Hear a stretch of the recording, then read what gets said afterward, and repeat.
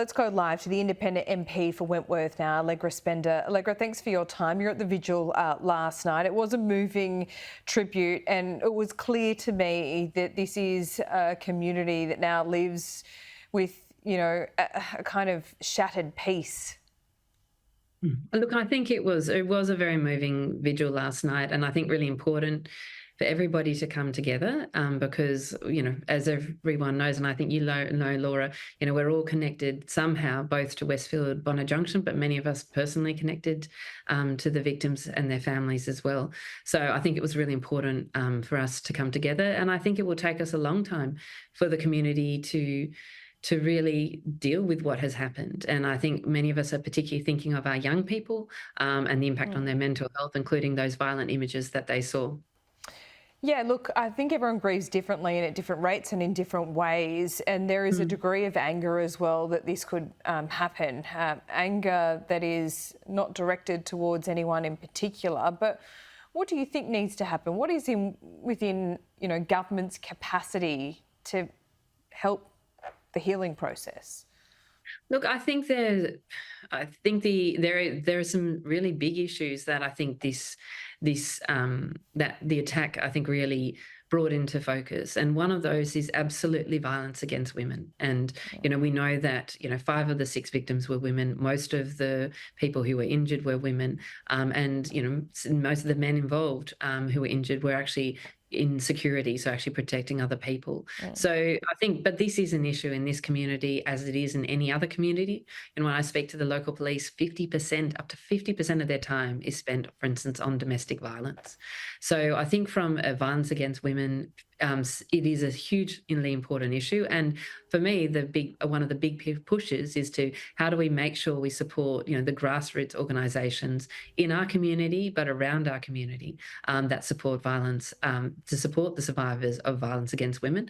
But also, how do we, you know, as Mark Dreyfus said, I think this week, how do we make sure, you know, that we are setting respectful relationships, you know, working on consent, you know, making sure that, you know, people and everyone in our community knows, and men know and take responsibility to not take forward that violence against women. I think that's absolutely critical. Yeah, I think you're right. And I saw Mark Dreyfus's comments about men in particular, but I don't want to diminish what happened, not last weekend, the weekend before, but I do think it's important to point out the men who really stepped up on that day. Absolutely.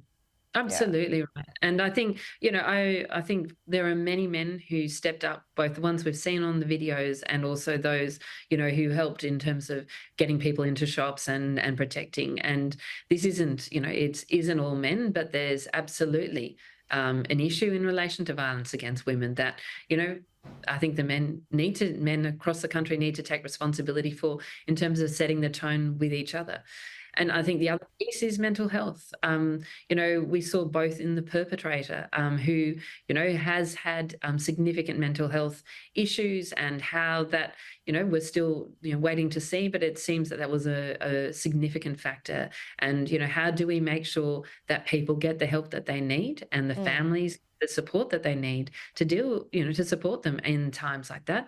But also, you know, I worry a lot about, you know, our young people, and, you know, speaking to mental health experts, what they often say is, you know, you need to get and support people early in terms of mental health problems, because the earlier you reach people and treat people, the greater chance you actually have of preserving that mental health and well-being.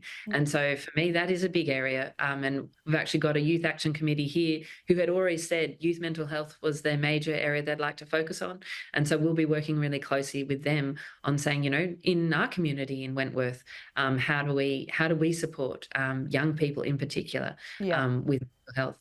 Patrick McGorry has spoken at length about this. He's a former Australian of the Year, and he has been able to make serious inroads here, but it all comes down to money in many ways. Surely the upcoming federal budget, as it's being planned right now by Jim Chalmers and the Cabinet, should have a strong focus on mental health, shouldn't it? This is a reminder that it needs to.